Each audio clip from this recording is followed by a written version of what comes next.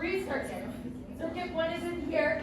We are starting with a box, walk, plank, plank, box, walk, over. All of these have been very wordy lately. Okay, so we're gonna have this box here. We're starting in a plank position, okay? Our feet are up on the box. Try and get as centered on the box as you can, because we're keeping our hands pretty stationary as we walk down. Okay, we're gonna start down here.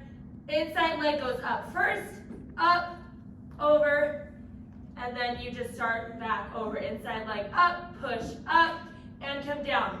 Here, breathing and making sure that belly button is pulled in and that pelvis is tilted a little bit forward so that your core can fully turn on is so important. Otherwise, as soon as you lift this leg, you're gonna push up with this lower back.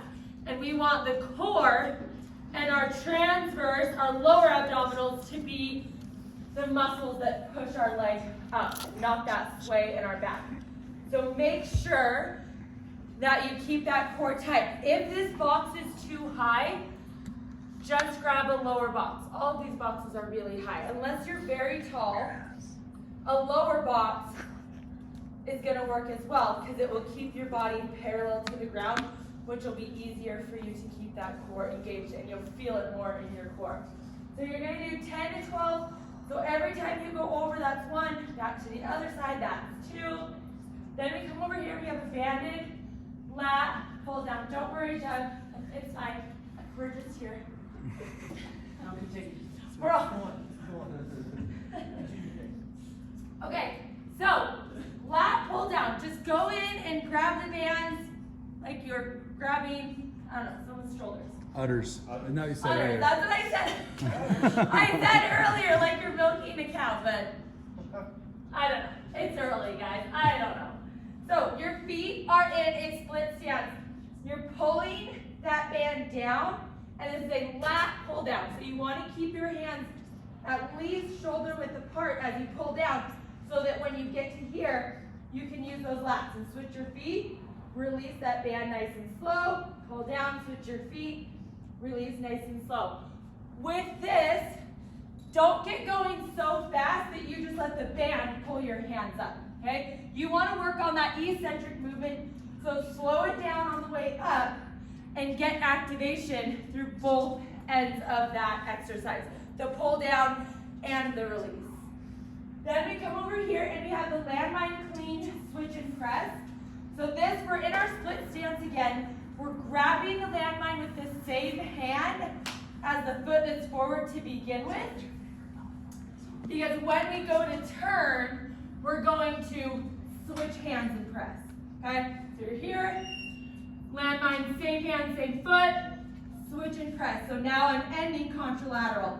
Landmine's in my left, right foot is forward, come back down, twist, switch and press, okay? Other side, same thing. Left foot's forward, landmine's in my left hand, switch and press, okay? Make sure that you're standing far enough away from it that when you press, your outside foot's forward though. Huh? You put your outside foot forward so that you're just pivoting. You don't have to move your feet. So outside foot forward, outside foot. Switch your foot, and then when you switch, you just pivot where your feet don't move. So now do it and just pivot. Yep.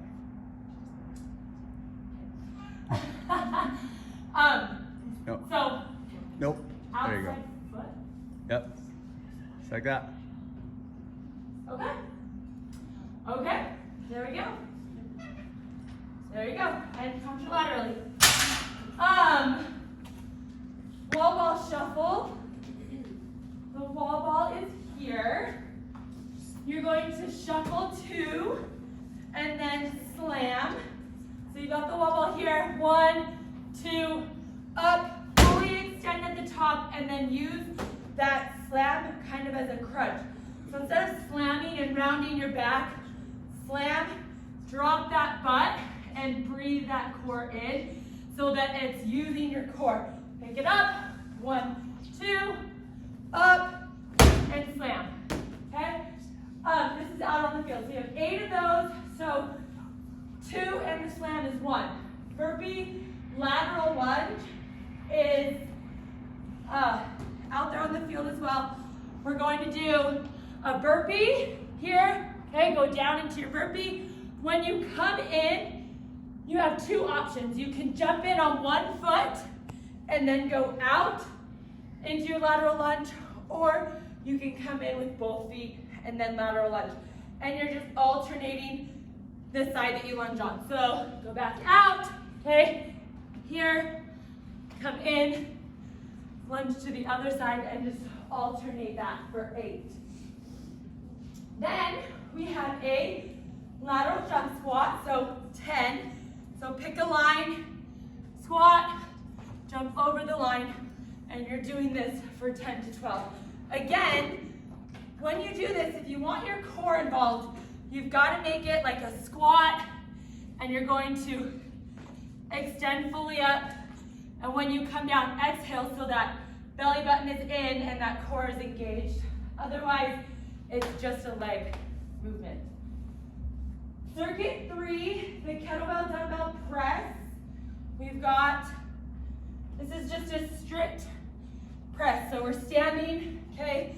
Dumbbell or kettlebell, whatever's more comfortable for you guys, is at shoulder, and you're here, and you're just gonna press up, locking out that shoulder at the very top, making sure that you're not swaying back or out to the side at all. Make sure your hips and everything is nice and straight. You should have a line going from shoulder, hip, knee, all in a line as you press, okay? You're exhaling fully at the top. So here, you should finish your exhale so that your core is, again, engaged, because today is core and cardio day. So that is the first one for there.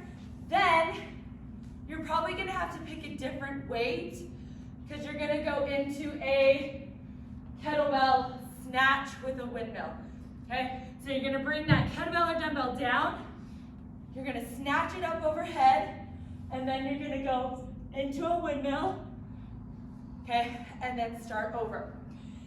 If, when you're doing that windmill, it's just too hard on your back, take this snatch out, okay, and just do the kneeling windmill that we've worked on a couple times, where you're just going down to the ground here and then coming back up. You're still gonna activate that oblique the same way, but you're just gonna take some of that flexibility in the hamstrings and the lower back out of it. So there's 2 options there, and then you just have a field lap and you start over.